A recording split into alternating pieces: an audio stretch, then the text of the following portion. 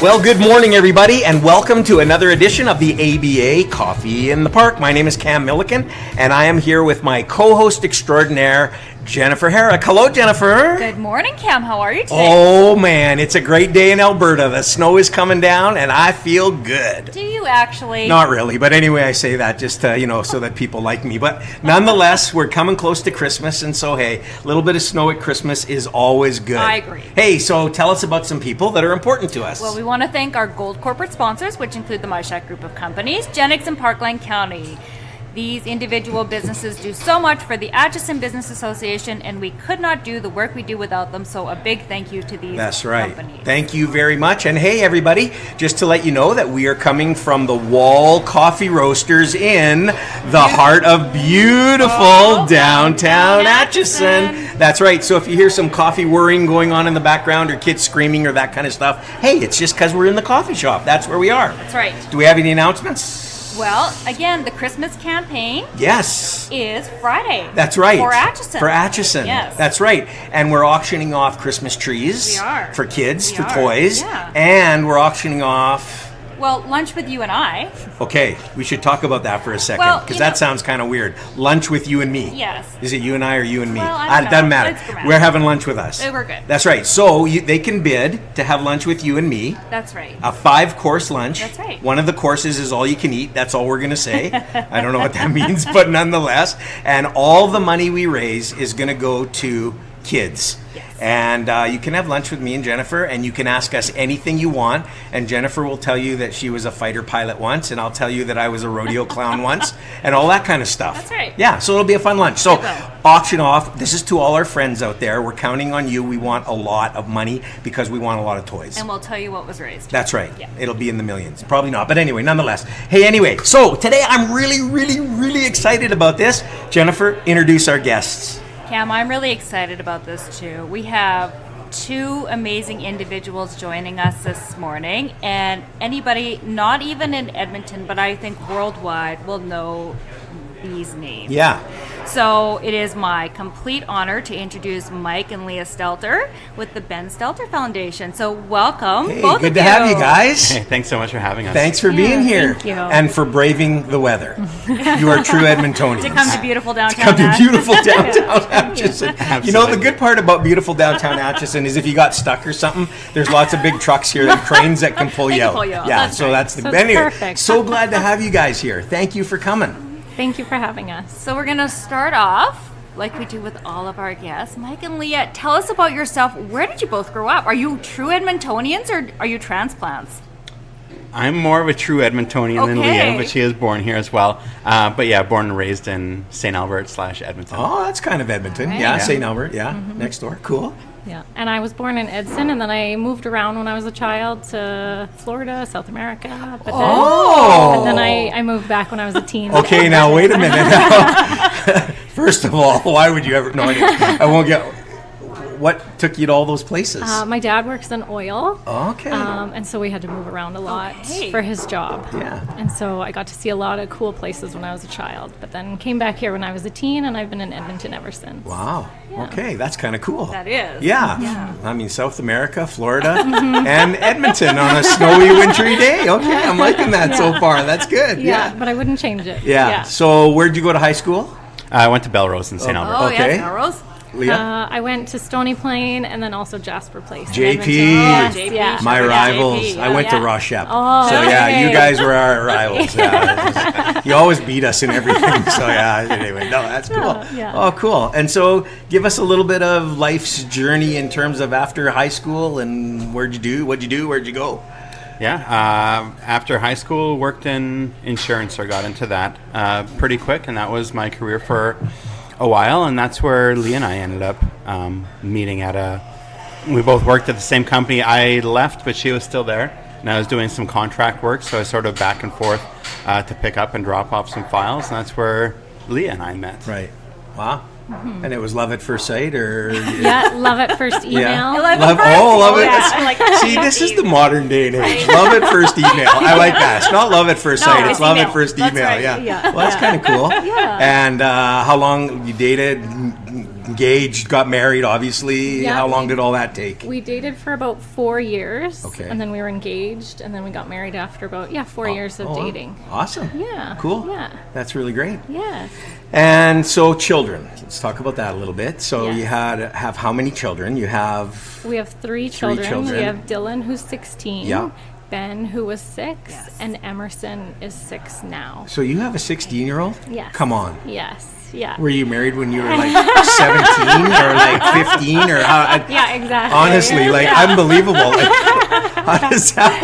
Like, you're not old enough to have a 16-year-old. I know. No, That's they what look people amazing. say. I know they Yeah. do. That's I kind of know. incredible. Like, wow. Okay. Yeah, people always say we look like sisters, so I'll take it. Yeah. Yeah. I don't know Well, how that's she feels about that. Wow. but Yeah. That's okay. That's kind of cool. Yeah. Wow. Really Yeah. great. And so the 16-year-old is in high school. I Yes, take it. Yeah. she's in grade 11. Grade 11. Yeah, and then Yeah. Emerson is in grade 1. Wow. Well, that's a bit of a spread there. Yes. But yeah, that's Yeah. kind of cool. Yeah. So, tell us about the day for your family when you found out that your son was diagnosed with cancer, because all of a sudden your worlds as you knew them, your life as you knew it, completely changed. Yeah, it was a Sunday afternoon, and Ben had been playing hockey in the basement. He was just playing mini sticks, and he came upstairs and said he wasn't feeling well, and he started to throw up quite a bit over the span of a few hours, which then led into a seizure, and we had to get him taken to the hospital in an ambulance. He was only at the hospital for a couple hours, and they did some CT scans, and they saw right away that they told us that there was a mass in his brain. Right. And that was Sunday evening. By Tuesday morning, he was in for surgery to remove the tumor. It was about a 5 to 6 hour surgery. Wow. And I mean, midway through the surgery, they came out to tell us that it didn't look good and that it was cancerous. They already knew that for sure. And then from then on, it was just kind of a whirlwind of trying to figure out what that meant to us, to Ben. You know, he recovered from surgery so beautifully for about 6 weeks, and then it was right into radiation and chemotherapy for 6 weeks straight. Right. You know, it was like a full-time job. He would go Monday to Friday for radiation at the Cross, along with, you know, I would be giving him his chemotherapy at home every single day. And yeah, it was kind of a whirlwind of 6 weeks of just trying to process the news, but then also take care of him. So, as parents, how did you process that news? Like, that's obviously no parent wants to hear that. We're parents, nobody. We know, you know, the child is going through it, but how did you guys, as parents, how do you process that? I think you can't even explain how terrible it is to hear your child has cancer. Yeah. It was one of the hardest things we ever had to deal with, just hearing that and dealing with it, and you trying to process it and just staying positive the whole time, where right at the time, say during surgery, we didn't know the prognosis or what they were going to say, and it's okay, we'll get through it. Ben's tough, he'll be able to get through it, and just staying positive the whole time. Later on, when we heard the diagnosis that they said it was glioblastoma, and ultimately this would take his life, it would return. The one thing probably harder than hearing your child has cancer, from there, and just staying positive that Benny would be the one to beat it. And we didn't ever take it and say, oh shoot, our child's going to die kind of thing. It's, okay, this is a hand he's been dealt, let's deal with it, we'll support him and fight with him the whole way. Right. And how does that affect, again, because for those of us who have never gone through it, how does that affect, you had other children, how does that affect the dynamics of your family? Like, it must have had an impact in a big way in the dynamics of your family. I mean, I feel as though the 5 of us really rallied around Ben, but also really rallied around each other. Right.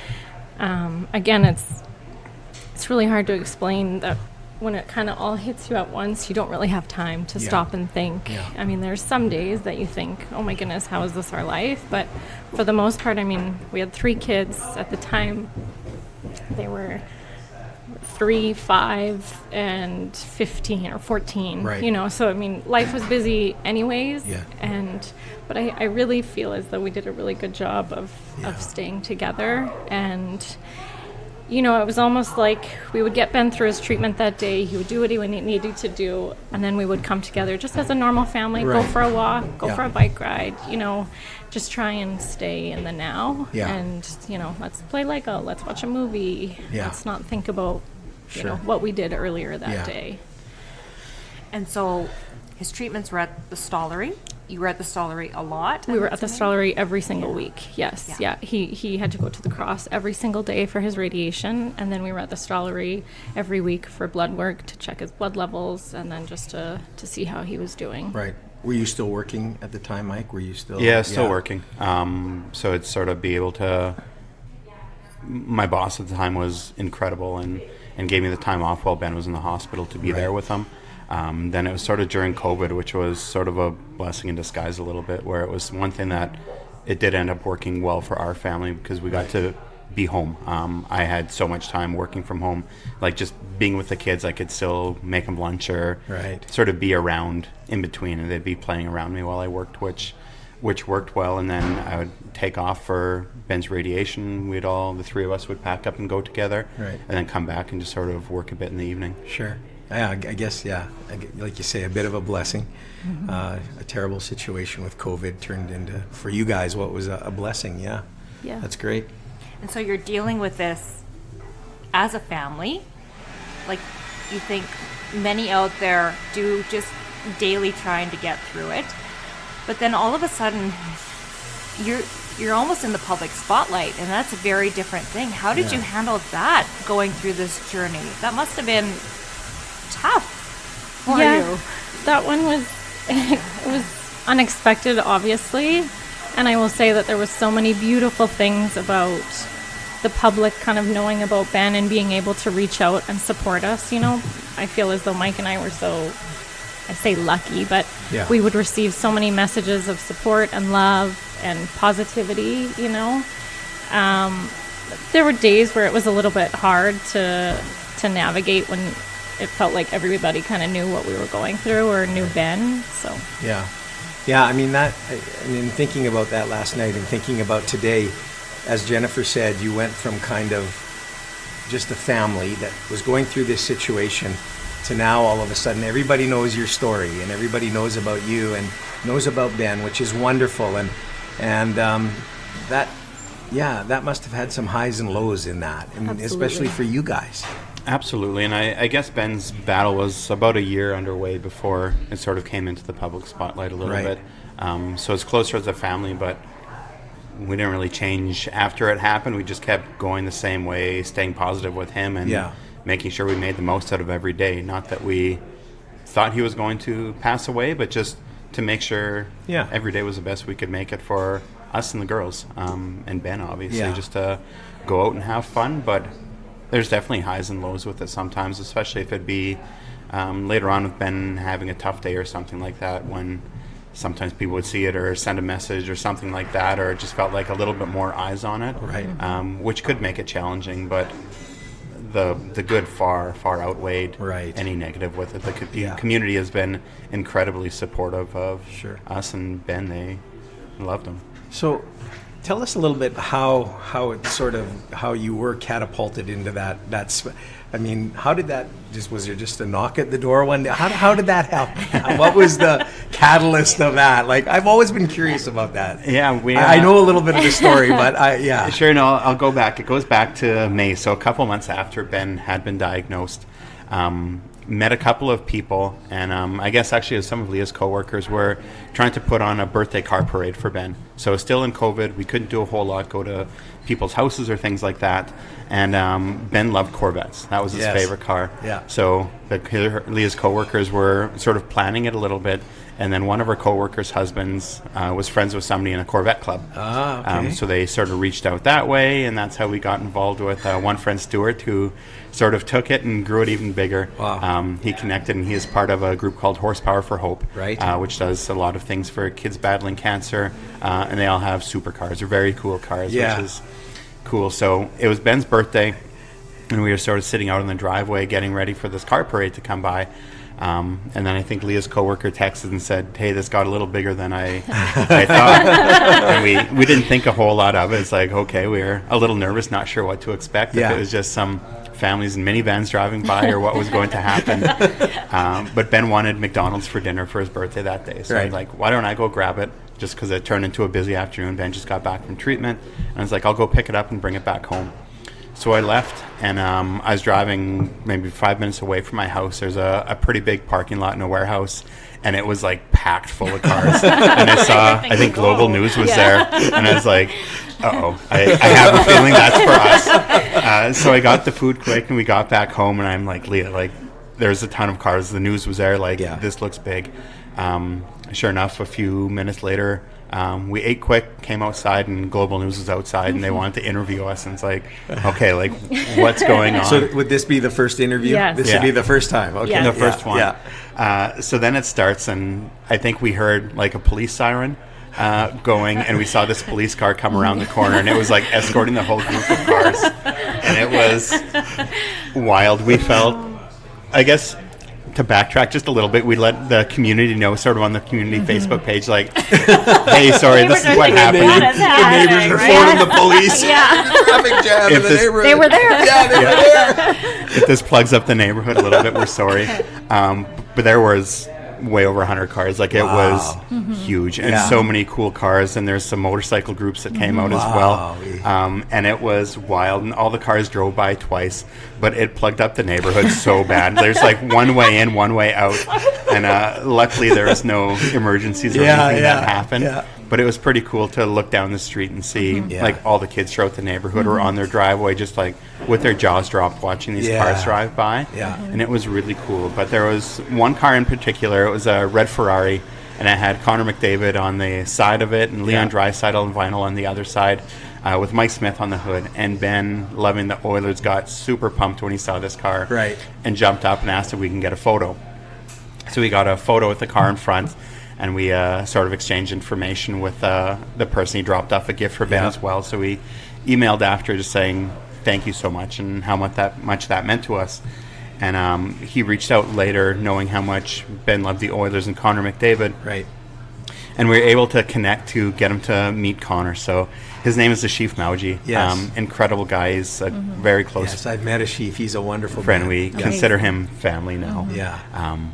But he set it up at his house for Ben to meet Connor after his second surgery. So that was in start of December, later that year in 2021. So fast forward a little bit, we were there. Got to meet Connor McDavid. Ben thought we were going to Ashif's house to meet his dog, which We didn't tell him. Ben with his dog. That's good. That's probably just as exciting. Yeah, I was going to anytime. say, go kidding. I was like, okay, sure, Plus you get to see the car again. Awesome. Ben wouldn't show too much that he was disappointed, but was like, okay, let's see the dog. And Connor walked in the house, and it was during COVID. Connor still had his mask on. And Ben jumped up on the couch right away. He's like, Connor, it's Connor. And he knew right away, which was so cool, just from his eyes. And just from there, that's sort of where the friendship started. They're just having each other laughing and telling stories and asking each other questions, which was so cool. But fast forward from there until I think it was probably end of February. Ashif called one day and he's like, hey, would Ben ever be interested in being the Scotiabank skater? And I was like, yes, absolutely he would. For sure. Why? What's going on? And Ashif just happened to meet Brian Porter from Scotiabank at an event, and he told him about Ben, and they had a couple rules that you had to be, I think, 11 or 12 in order to be it. Ben was 5. So he's like, let me see if we can bend some rules a little bit here. So we called back a day or two later, and he's like, they can make it work. They want Ben to be the Scotiabank skater. Which was cool. So Ben hadn't skated in a little while, so we had a couple weeks to sort of get prepared. train on him skating. Put him in training. So we there's a little outdoor rink sort of close to our house. So Ben was out there with a Oilers flag on a broomstick, one of Leah's broomsticks, just to practice because that's what the Scotiabank skater did. So we were practicing a little bit, and then when we got there that day, the flag was a little bit big, they thought, so they got Ben a little hockey stick, which was even cooler. That's right, I remember so that. he got to be just like the players out there. Got him all geared up, and we had the GoPro on his helmet so he could capture it a little bit. Went out, it was incredible, and we thought that's where the night was going to end after Ben went out and skated. But just the response from all the fans in there was incredible and overwhelming, just for how loud they cheered and how long they cheered for Ben. It was so special and tugged on our heartstrings for our families, but just let us know that we were loved and supported. They won the game, and it was a surprise that Ben got to go into the dressing room after. And it was so cool just to see all the guys, get his picture with them. He's sort of posing with some of the players, getting some photos, and Zach Hyman comes up and he's like, "Hey Ben, you want to go do a presser with me?" And he's like, "Okay." And he just took off and walked down the hall with Zach Hyman to get on the podium. Okay, can I just start now? And you guys are what? You're just standing there going, like jaws dropped. Like what? Like let's even go back to the night of the cars, and the cars went. And when you went to bed that night, what did you say to each other? Like, wow, that was really cool. And, you know, you had no idea how this would morph into what it did. What was your like? I think we were just so in disbelief at how big it was, how incredible everybody was, that they took time out of their day, out of their evening to come drive by our house to wave to Ben. And again, it was a magical experience, just like the night he skated, you know, and still to this day, 2 years later, you know, we still talk of those moments, we still look at those photos, and it brings us such happiness and joy because I can still feel how happy Ben was. I mean, I can't. If I was going to bed and that happened, I'd be like, "Whoa, where am I? Like, what happened here?" And it's really cool how it just. Again, I've used the word organically began to sort of morph into what it has become. Absolutely. Exactly. And so that must be incredible. So you got to meet Connor, got to meet all the guys, did the presser. And then did you walk away going, well, that was all great? Then we... What next? Or no, it was totally like, that was awesome. And like, night ended, time ended. Like, that's all we thought it was. Right. And then it was the next day where the different news outlets were reaching out to us, Mike and I, saying, "Can we do an interview?" And we turned them all down. But we just thought, no, we just want to hang out with Ben, and Ben doesn't want to talk to, he didn't, that wasn't his thing, right? I do. I love that. I love that you told us that because, I think some people would think, oh yeah, they jumped on it and signed every, and you didn't do that. Ben absolutely loved the spotlight. Leah and I absolutely hated it. We did not like it. No. Benny was our social butterfly. Yeah, for sure. Wow. And it's good for people to know because, again, we can't imagine what you were going through. And, if you don't want to be in the spotlight, then, you're... No, and I think one of my favorite moments from that night was at the very end, and we were wrapping up, saying goodbye to the players, and Benny looked at me and he said, "Mommy, now I know... I finally understand happy tears. Because I would always say, like, oh, I'm crying happy tears. Yeah. And Benny said that to me. Wow. Right, in Rogers, and it just... He was just so good with his feelings, and he knew how special it was, and wow, incredible. And it has grown into something incredible. And of course, Ben passed away. That obviously was an extremely difficult time, and still is, I'm sure. But it's just awesome to see the legacy carry on. But that you're still part of that. You've kept that going and wanted to keep that going, and I think that's amazing. How did, was there ever times maybe after Ben passed away where you thought, well, now we just move on sort of with our lives and heal and do that? Or you wanted to grab the bull by the horns and away you go here? Not even so much. I don't. It's so hard to explain, and it is the worst thing by far that we've ever been through. I can imagine. Losing a child, you can't even describe the hurt and how it doesn't go away. Yeah. But Ben had such a big heart and just wanted to help other kids so much, whether it was buying toys for the treasure chest at the Stollery so kids could get something good, because a couple times he went, there weren't the best toys in there, and he's like, there needs to be better stuff. So I love that. He would do that and be buying toys to donate to other kids with cancer, and just with the cool thing Ben's got to experience, it helped our family through the battle and journey so much, and helped Ben where we can have these little moments where you can sort of escape reality and just enjoy it and forget about the cancer and everything like that. Right. And we wanted to be able to do that for other families. Yeah. Well, and you certainly have and are, and it's absolutely phenomenal. But the story doesn't end there in that respect. That then, Mike, you went through a challenge with cancer. Do you want to talk about that at all, or where that's at? Or I know people are always wondering where you're at. Yeah, we can. No, I had wild back pain about a year and a half ago, 2 years ago, just about. It was in March of 2022. Or no, sorry, 2023. Yeah. Kept going out. They're like, oh, it's a slip disc. It's that. It's all these other things. And going for like massage physio, all these things just kept making it worse and worse. Yeah. Finally had an MRI done, and they found a tumor growing on my spine, which explained the pain a little bit, obviously.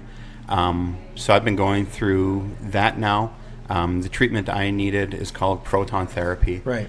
It's an advanced type of cancer treatment. It's can be a little bit stronger, more precise than regular radiation that we have here in Canada. But Canada is the only country that doesn't have this treatment. Okay. So right now, hundreds of Albertans have to travel to the United States every year for this treatment. And it's not people hopping on Google to say, hey, what's the best treatment for me? Right. This is Of what course. their Yeah. oncologist is recommending. Right.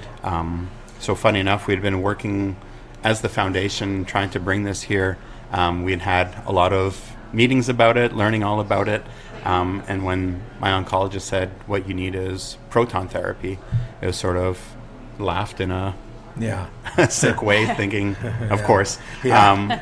But we seem to know more about it than the people here, just because we don't deal with it so Yeah. much. So it's Yeah. like, okay, that's the plan. That's what we have to do. So last fall, I had to travel to Philadelphia for a treatment for 8 weeks. Had all the treatment done. That was sort of hitting my low point, I'd say, probably about the end of treatment. I was having a real hard time getting around, walking around. They would have to push me in a wheelchair in some places just because Yeah. I couldn't. But it's been much better now. Now that the treatment has sort of given it a little bit of time to go through and work, I'm doing much better now. So Great. I just had my last Yeah. scan saying there's no new growth. I'm not on all the pain meds and the steroids and Yeah. all those terrible things Yeah. anymore. And where is the proton therapy at in terms of coming to Canada? Are we any closer? Are we Well, he said Alberta, though, or right? Alberta? Is it Yeah. Alberta? Yeah. Are we any closer? As your awareness? Yes. Yes. So we have announced plans with the foundation to bring the Ben Stelter Center for Proton Therapy and Neurosciences to Edmonton. Wow. Everything is going very well Yeah. on the project right now, and it's on target to break ground coming up in 2025. Oh, That's fantastic! amazing. Is there anybody holding you up? Because we'll go after them. Like, trust me, We'll make them calls. we'll make some calls. We're very, yeah. I love this. If there's anybody in your way, just tell us. It's part of love what it. we do. No, we have an incredible team working on Good, it. okay. West Can Proton Therapy Yeah. and Edmonton Global has been incredible Okay. for Yeah. connecting everybody. Bruce, yeah. Malcolm Yeah. Bruce has been Yeah. outstanding for us. So it's going underway very well. It'll be the first one in Canada, which is Wow. huge. So it's probably going to be at capacity quite quick as Yeah. people from Western Canada are going to be traveling All over. over. Of course. Incredible. But knowing firsthand how terrible it is Yeah. to be able to, or have to separate from your family to go for this treatment. And Ben's oncologist sits on our board. She's told us that she's worked with families where they recommend proton therapy for the child, and the family has to turn it down because they can't afford to go and they can't course, yeah. make it work. And I couldn't imagine having to Yeah. say no to the best treatment available for your child, and the regret you could have Wow. with that. So tell us a little bit about the foundation. Well, it started as a small idea right after Benny passed. You know, Mike and I would go on walks just talking about what we wanted to do for other children who have cancer. And it started honestly just with us wanting to buy toys to bring to the hospital, you know, the way that Ben would get them, you know, after Yeah. a needle or when he had to stay there. And that's really how it started, is, you know, how can we give back? And that's where it started with the magical experiences, because we just wanted to do something positive and bring joy to other families. Right. And then it snowballed, and then once we started talking with a chief, he had some big ideas too, and then it just kept growing Yeah. and growing, and Wow. it continues to we have big ideas and big Right. goals. So we're coming up to the end of the year, biggest giving time of the year, folks. We all Well, it know was that. just Giving Tuesday. Yeah, yesterday was Giving Tuesday, and so tell us, give us all the goods as to how people can Get involved and get donate. involved and donate to the Ben Stelter Foundation. Oh, that'd be incredible. They can search us up on our website, benstelterfoundation.com. Social media, Ben Stelter Foundation as well. Find us there. There's links for everything where they could donate. They could become a monthly supporter for the Ben Stelter Foundation, which would be huge for us. A one-time donation would be incredible as well. Any support from the community goes so far, and you can know that with your donation coming in, the money's going to the cause. Yeah. There's not a lot of overhead expenses. Our expense ratio last year was at 94%. Wow. Meaning, Yeah. was it 94, 96? No, 96%. 96%. So only 4% of total money coming in Yeah. went to admin or overhead costs, which is That's things like... amazing. It's- yeah. Jennifer and I have both Worked for in- years in nonprofit. Yes, we know. We know. So and that is to hear that amazing. statistic, folks, let me tell you something.